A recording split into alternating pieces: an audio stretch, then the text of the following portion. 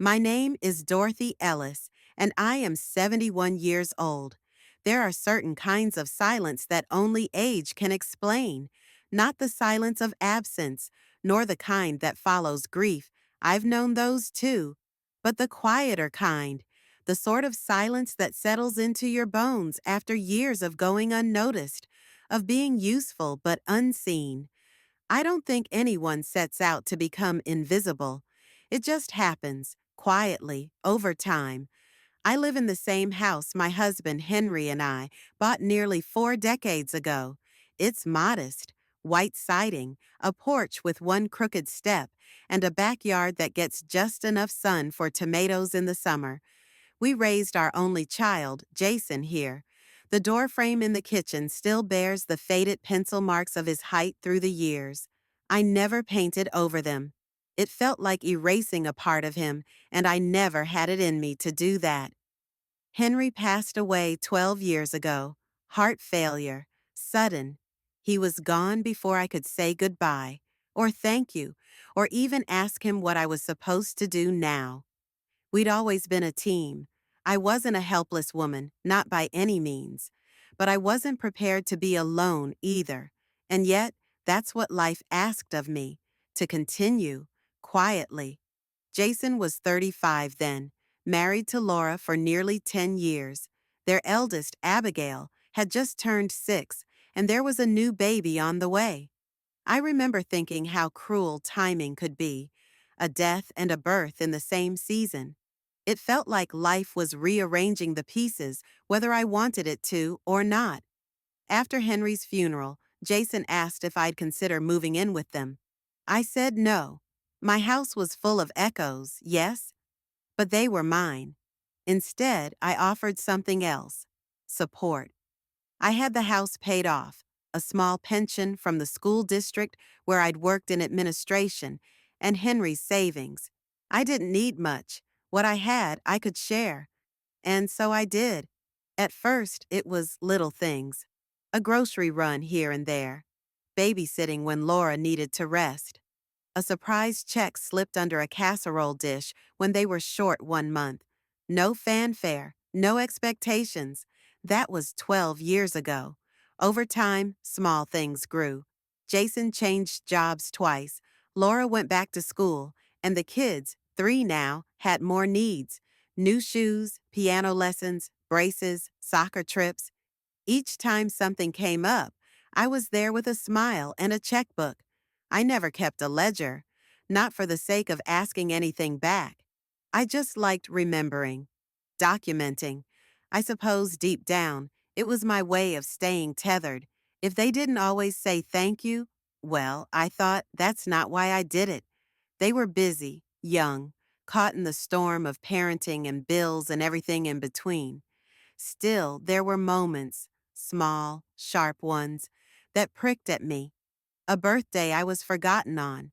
A Mother's Day card signed with just initials.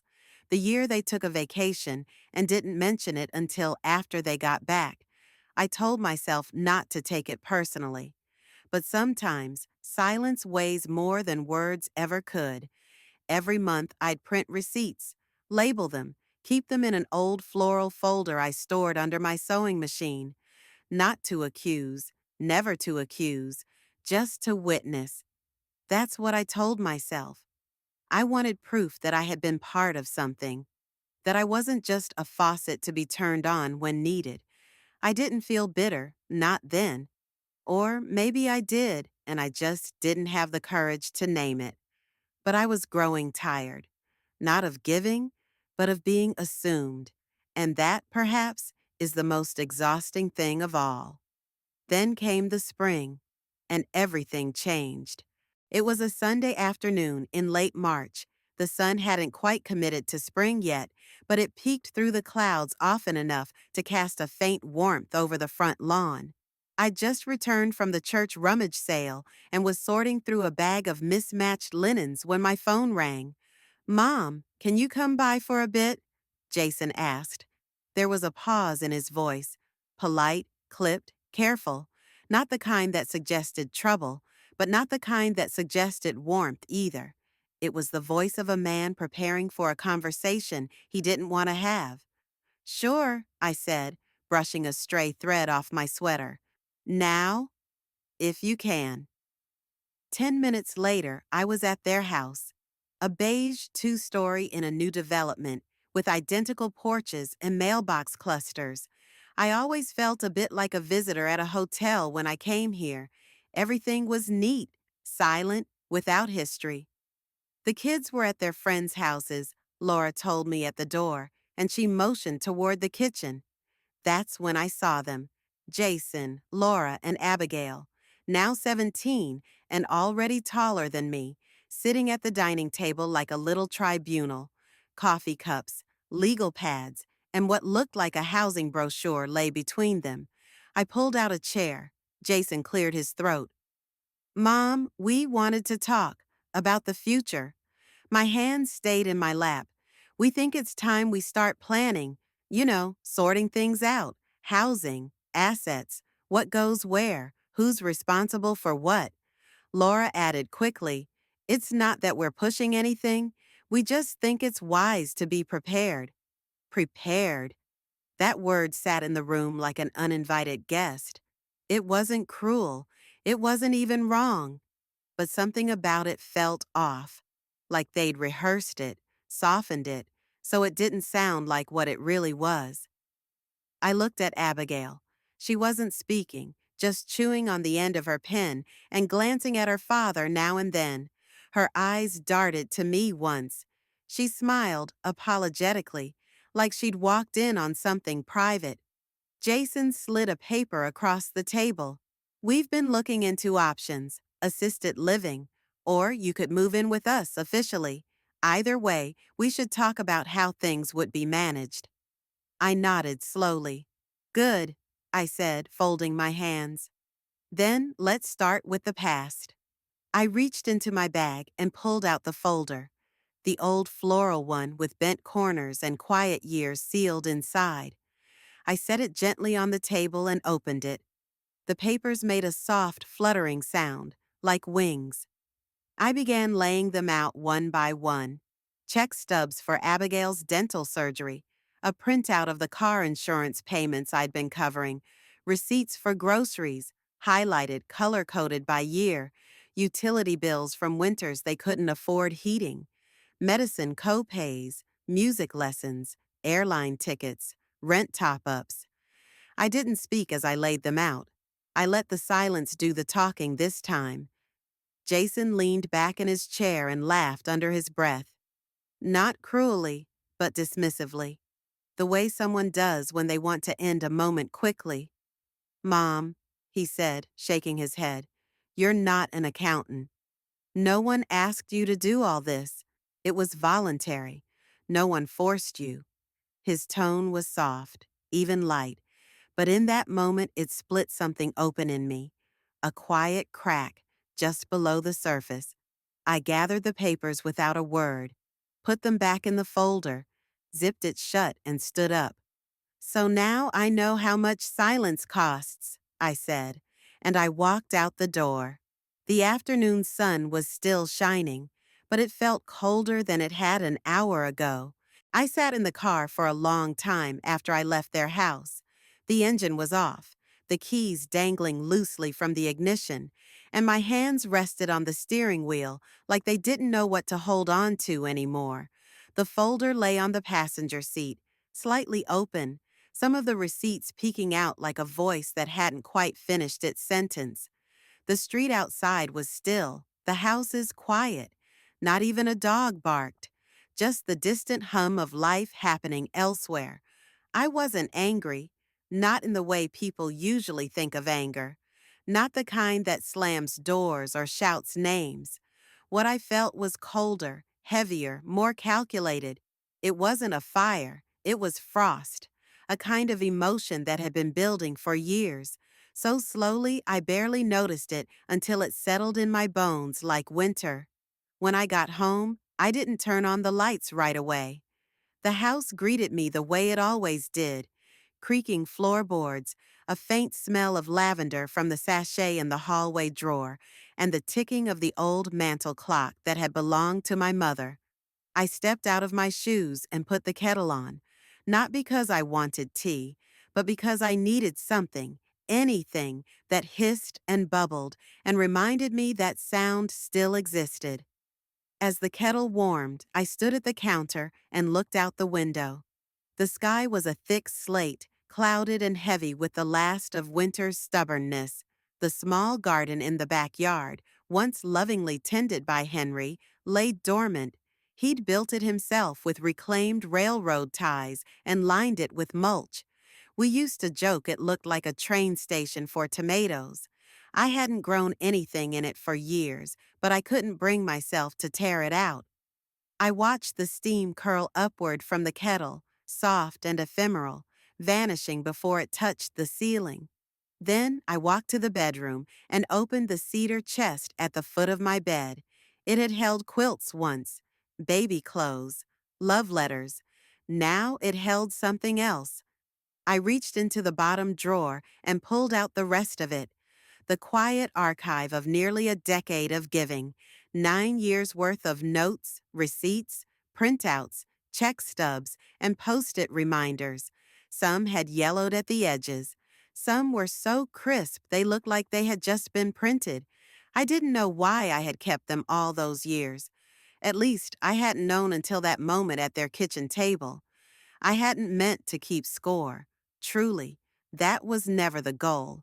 I was keeping memory. I was keeping presence. I was keeping proof that I had existed in their lives in more than name, that I had been there, deeply, consistently, even if they never quite saw me. I brought it all to the kitchen table and began sorting. Each stack marked with a different year. 2014. Abigail's retainer and the fees for her ballet recital. 2015, Jason's job loss and the grocery cards I mailed anonymously. 2016, the furnace that broke in January and the emergency repair I covered in full.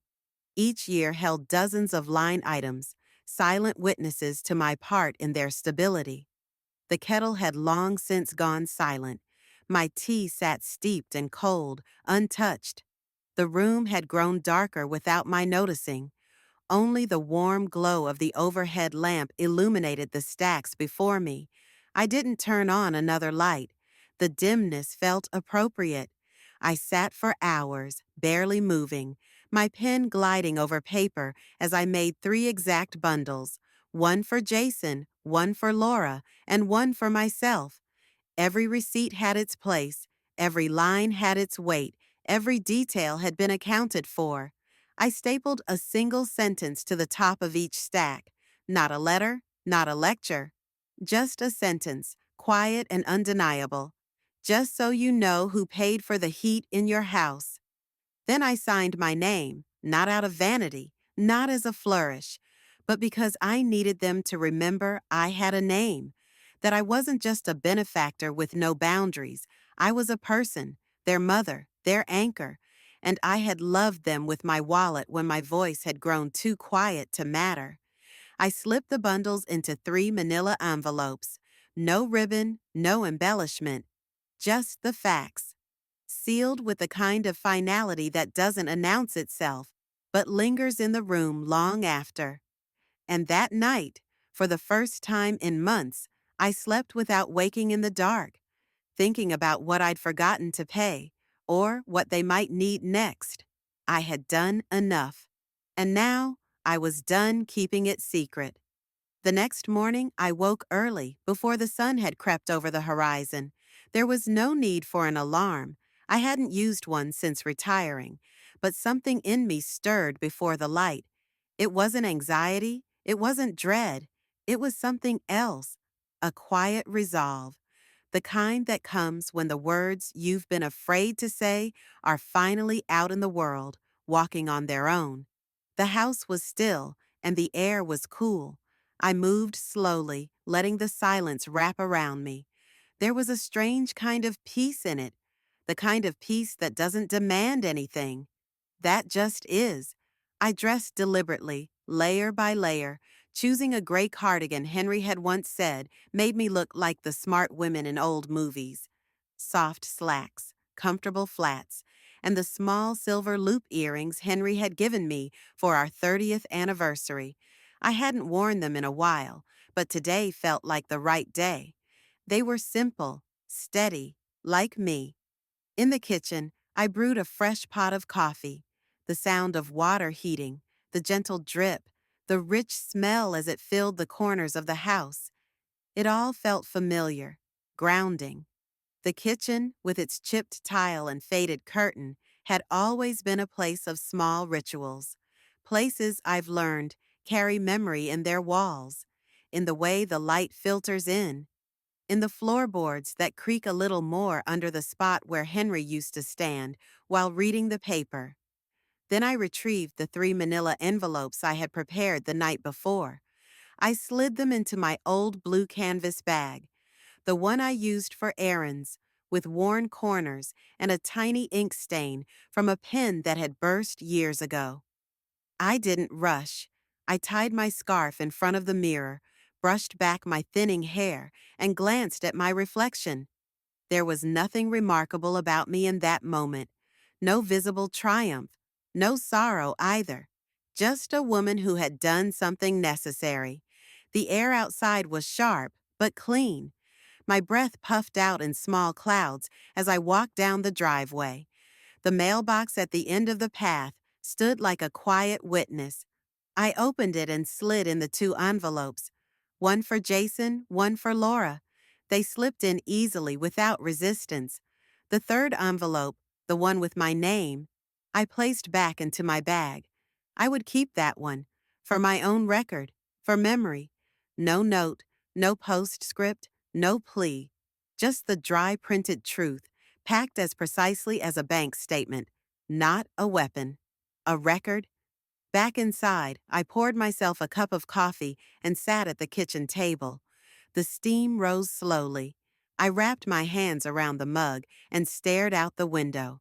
Across the street, the world moved forward, as it always did.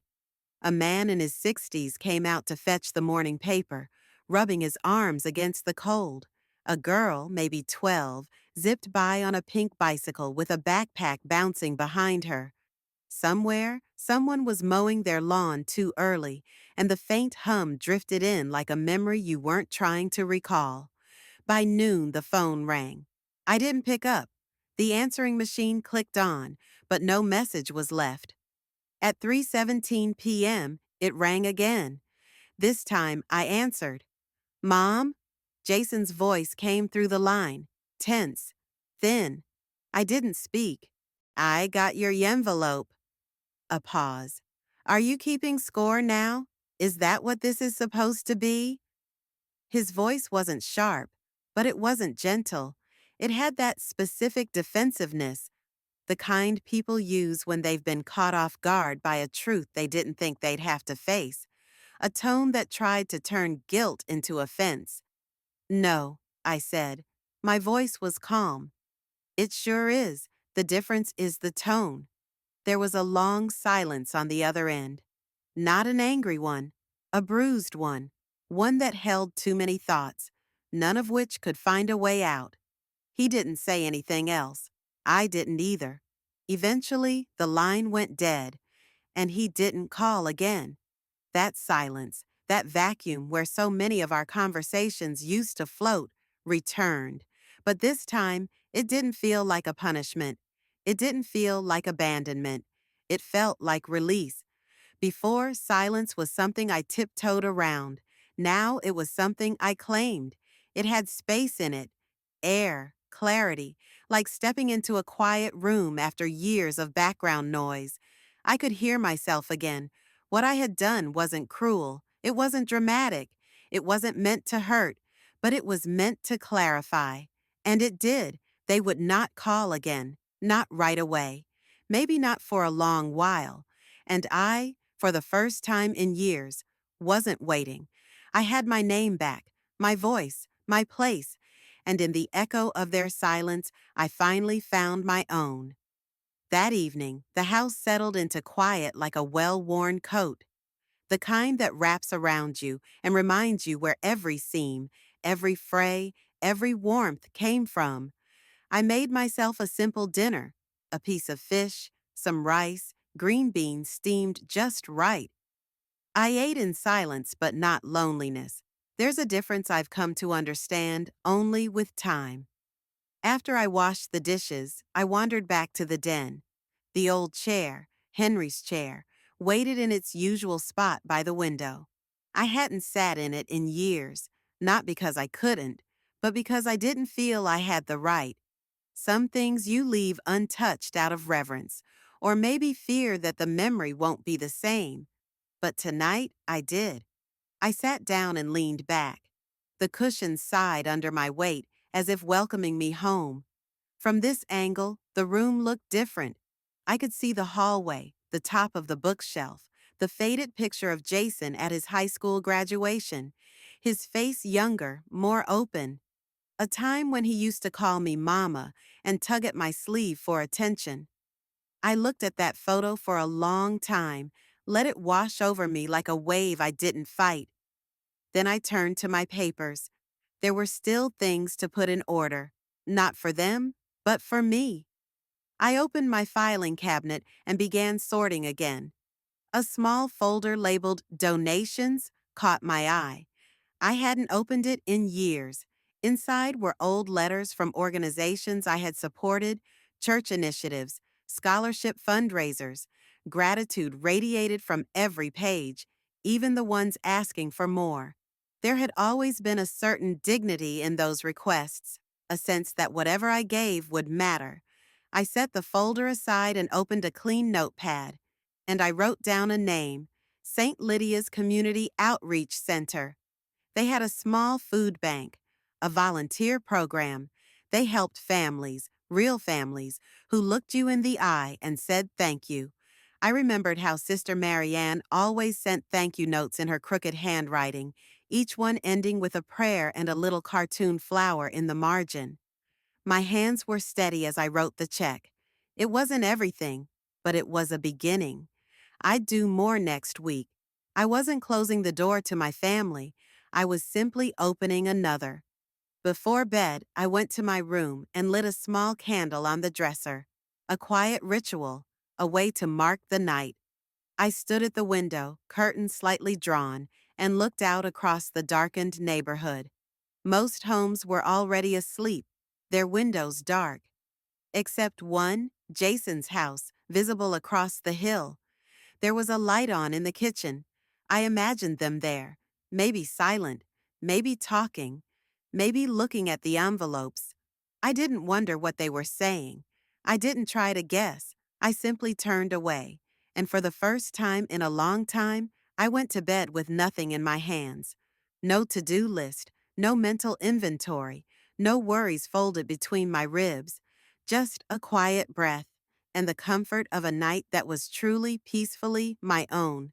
The next morning arrived with a slow gray sky, the kind that never quite turned into rain but also never promised sun. I liked mornings like this. They asked nothing of you except to be gentle, with yourself, with time, with whatever was waiting quietly behind the day. I dressed in layers. The house still carried the chill from the night, and I didn't feel like turning the heat on.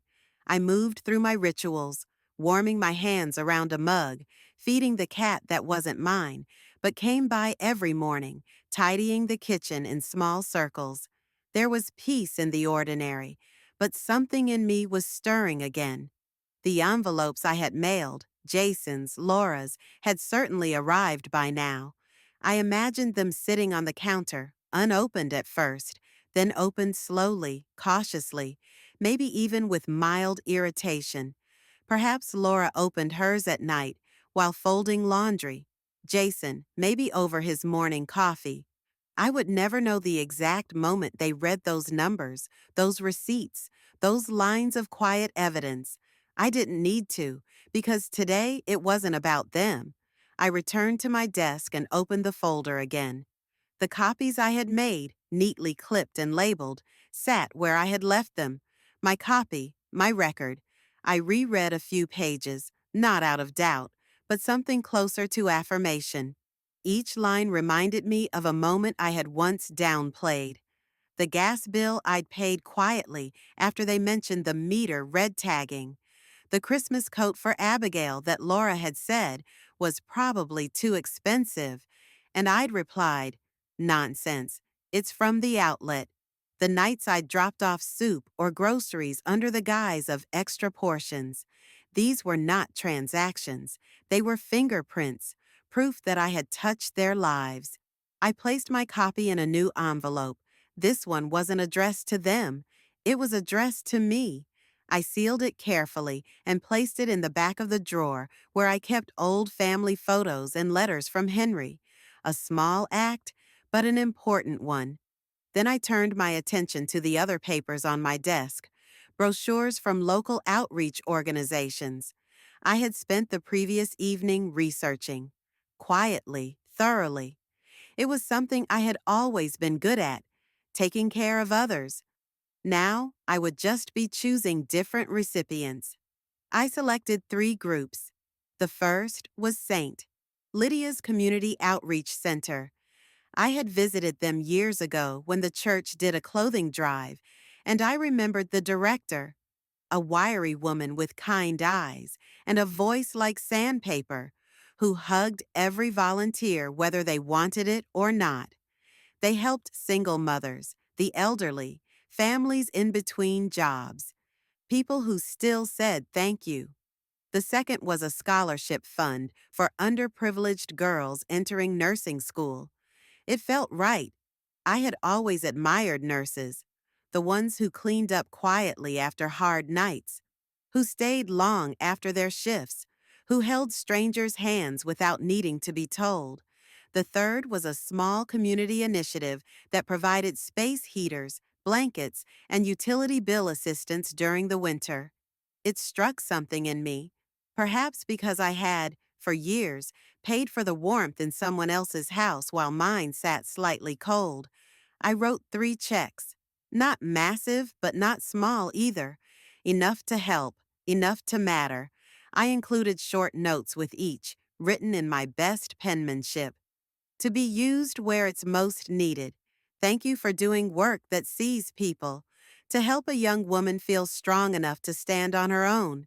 To bring warmth, the kind you can measure and the kind you can't. I signed them all simply, Dorothy Ellis. No return address, no expectation, just the gesture. Then I walked to the post office. I could have put them in the mailbox again, but this time I wanted the weight of it. The physical act, the walk. The woman behind the counter, Margaret, recognized me.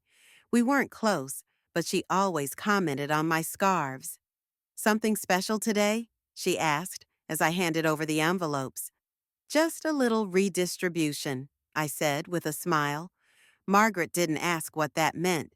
She just nodded, took the envelopes, and dropped them into the slot behind her. When I walked out of the post office, something shifted. It wasn't dramatic. No trumpet sounded. The sky was still gray, but my breath felt fuller. My steps felt deliberate. I wasn't giving to be seen. I wasn't giving to be loved. I was giving because that was who I was. And finally, I was choosing how and to whom. And that choice, that control, tasted better than any gratitude I had waited for in silence. For the first time in years, my giving didn't make me disappear. It made me visible to myself. It took 3 days. Not that I was counting, but when silence once stung, you remember the stretches between sound. I didn't expect a response. I had made peace with that. But a part of me still listened for footsteps that weren't coming. Watched the phone when it didn't ring. Old habits, like old wounds, take their time. On the third morning, the phone rang. A single tone. I didn't answer immediately. I let it sit in the air, vibrating against the silence, before I lifted the receiver. "Mom," Jason's voice again, this time quieter, not rehearsed, not defensive, just uncertain. "I saw what you sent." I didn't say anything. I wanted him to fill the silence, to earn the air he was asking to stand in. You've been keeping track? There it was, the flicker of disbelief, of discomfort, not anger, not anymore, but something closer to shame, folded in on itself. I didn't keep track, I said. I kept record. There's a difference. A pause. It felt petty, he said finally. Like keeping score. No, I replied calmly. It is petty. The difference is the tone. Another pause. A long one. I could almost hear his thoughts, trying to rearrange themselves, trying to decide whether to defend or retreat. I didn't know, he said. We didn't know it added up like that. I know you didn't, I said. That's why I wrote it down. More silence. Then a sigh. Laura doesn't know what to say. Abby cried. I imagined them, the three of them sitting around the kitchen table again, but this time not as a council, just as people confronted with the invisible made visible. I didn't want their guilt. I didn't want tears. I wanted only for them to look, to really look. Jason spoke again. Why now? I wanted to remember what I did, I said, before you told me what I hadn't. He said nothing to that. What could he say? And then he tried to pivot, as he always had. We've just been busy, with the kids, with everything. I cut him off, gently but firmly. I'm not angry, Jason. I was generous, but I won't let you rewrite that into something unremarkable. There was a shift in the air. I don't know if he understood, but I think he heard me. Well, he said finally, I guess we'll talk soon. I didn't confirm or deny it. I just said, take care of yourself. And I hung up. I sat there for a long while, not triumphant, not sad, just still. They had seen, that was enough, and I would not chase anything more. The morning after the phone call, I made oatmeal, not the instant kind, real oats, simmered slow with a pinch of salt, just the way Henry liked them. I stirred them with a wooden spoon, watching the bubbles rise and break, thinking how something so simple could be made meaningful by intention. That's what I was learning. Every choice held weight, especially the quiet ones. After breakfast, I pulled the folder out one last time. My copy. My witness. I placed it in a fireproof box and slid it beneath the bed, not out of fear, just for safekeeping. Some truths didn't need to be spoken again, but they needed to remain real. Then I opened my laptop. The screen glowed back at me, familiar and soft. I logged into my bank account. It had always been shared, not legally, but in practice. A web of automatic payments, scheduled transfers, linked cards, small ties that turned into chains over time. I clicked through each one methodically. First, the utility autopays, electricity, gas, water, all directed to their home. Canceled. Next, the monthly school fund deposits I'd set up years ago for miscellaneous emergencies. Gone. Then the gas card that Jason used, the one we never talked about, but that I noticed the charges on every month. Closed. I moved the bulk of the remaining money. My pension, my small inheritance from Henry's side, the savings I hadn't touched since 2011, into a new account. A clean slate, only my name on it. I stared at the confirmation screen for a long moment. The numbers were the same, but the feeling was different. Not panic, not cruelty, freedom. Then I did something I hadn't done in years. I drove to the church. St. Lydia's sat modestly between a hardware store and a boarded-up laundromat. The bricks were faded, the roof needed patching, and the paint on the community board peeled at the edges. But it was alive. Children's drawings were taped to the windows. Laughter floated through the open door. Inside, Sister Marianne was at the desk. She looked up over her glasses and squinted. Dorothy Ellis, she said, rising to hug me. I have some things I'd like to give, I said. She smiled, wide and worn. Of course you do. We sat together and talked about the heating fund, the food pantry, the girls' scholarship program. She told me about a family that had just arrived last week with nothing but a bag and a toddler, about an elderly man who needed a working heater before next month, about a college-bound girl who needed her nursing school deposit paid by the 15th. I listened. Then I wrote 3 checks, each one larger than I had planned. You'll help more people than you know, Mary Ann said. I nodded. That's the idea. I didn't stay for the Sunday committee or coffee. I wasn't there to be seen. I was there to redirect. On the way home, I took a different route. Drove past the park where I used to take Jason when he was little. The swings were still there. The benches had been replaced, but some part of us lingered on that path. His small hand in mine, his voice asking for just 5 more minutes. When I pulled into my driveway, I turned off the engine and sat still. The house stood quietly in front of me, unchanged but new. I had never left it, but for the first time in a long while, I felt like I had come home. I went inside, made tea, and opened the living room windows to let in the spring air. And I told myself with no bitterness, I didn't cut them off. I simply stopped paying the price for being invisible. Thanksgiving came like it always did, slow, golden, expectant. The leaves outside had shifted to their final reds and rusts, and the mornings held a fine frost that turned the yard into a pale silver carpet. I brought my heavier coat out from the closet, the one with the faux fur collar that Henry always said made me look movie star dignified. But this year there was no turkey order to place, no grocery list dictated by others, no anxious text from Laura asking, "Did you remember the cranberry sauce?" No visit from Abigail to help, which really meant talking while I chopped and stirred. I didn't send a message. I didn't call. They didn't either. And so, for the first time in over a decade, I spent Thanksgiving on my own.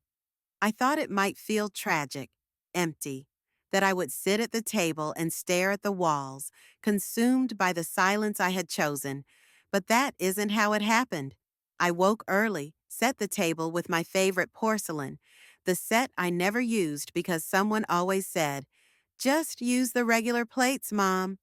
I ironed a linen napkin, folded it neatly. I baked a small turkey breast in lemon and herbs, roasted carrots in honey, mashed sweet potatoes the way I like.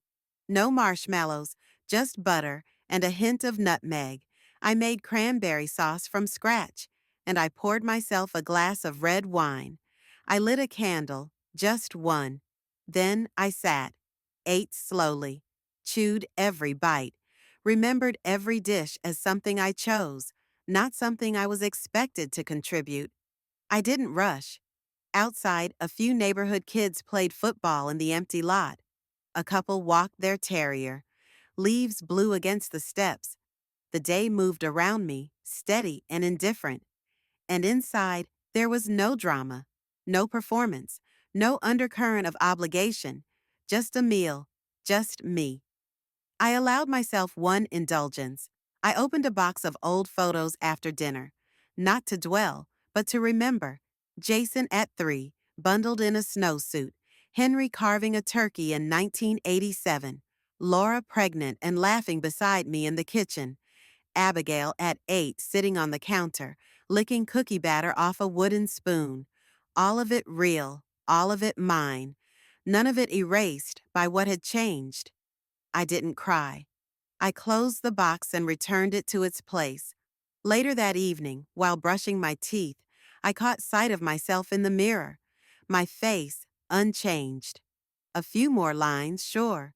But something else, too. A steadiness. A clarity that hadn't been there before. The phone didn't ring that day. But the quiet wasn't empty. It was earned. A few days later, I ran into an old neighbor at the market. She asked if I'd seen Jason and the family for the holiday. I smiled, tucked a carton of eggs into my basket, and said, "Not this year." She raised her eyebrows but didn't press. People rarely do when your tone says, "That's all I'm offering." Later, I would hear, through a casual mention from someone at church, that their holiday hadn't gone as planned. The store bought pies were dry, the stuffing burned. Jason had forgotten to check the propane for the grill. Abigail sulked at the table. There had been an argument about who was supposed to bring the wine, and the money, as it turned out, had run thinner than expected. They had gotten through it, but it hadn't been warm, and for the first time, they had done it without me. And I, for the first time, had not felt like I was missing anything at all. The letter arrived 1 week before Christmas. A plain white envelope, no return address. The handwriting on the front was familiar, though not in the way that brings comfort. It had the sharp, tidy angles of someone trying to appear neutral. It was Jason's, but not his usual scrawl. This had been written slowly, deliberately. Inside, no card, no greeting, no apology. Just a single sheet of paper, a list, 2 columns, one marked expenses, the other covered. Itemized, precise, heat, water, groceries, car repairs, babysitting. The numbers were small, the tone was not. I stared at it for a moment, letting my eyes trace each entry. There was no note attached, no request, no demand, just a mirrored echo of what I had sent weeks earlier. It made me laugh, not with cruelty, but with something dry and almost tender. They had learned to count, too late to matter in the way they'd hoped, but not too late to understand. I folded the paper and placed it on my desk beside my own file. Then I went to the living room and lit the tree. I had decorated it myself this year, a small artificial spruce I'd pulled down from the attic. No grandchildren to hang glittery paper ornaments. No Jason to lift the angel to the top. Just me and a string of white lights and a handful of gold bulbs I'd saved from years ago. I sat by the window, wrapped in the afghan I'd crocheted last winter, and watched the lights blink on and off. The room was quiet, yes, but it wasn't heavy. The silence felt earned. Not lonely, just mine. A knock came at the door later that evening. I didn't move at first, just listened. A second knock, then quiet. I rose, opened the door, and there on the step stood a small gift box wrapped in brown paper, tied with string. No note. Inside, a small white ceramic mug, hand-painted. On one side, a red cardinal. On the other, a single word. Seen. I didn't cry, but my breath caught for a moment. I turned the mug over in my hands, then brought it into the kitchen and made a cup of tea. It didn't fix anything. It didn't need to. Sometimes acknowledgement is enough. Not for reconciliation, not for reattachment. Just enough to say, we knew, eventually, we knew. I stood at the window while the kettle boiled and watched snow begin to fall in slow, careful flakes. The world outside softened, and the house, my house, stood warm and still. They had sent me a message, not one I needed, but one I accepted. And in that, the story closed. Not with a door slammed shut, not with a grand gesture or tearful reunion, just with the quiet fact of a woman who remembered her worth and wrote it down.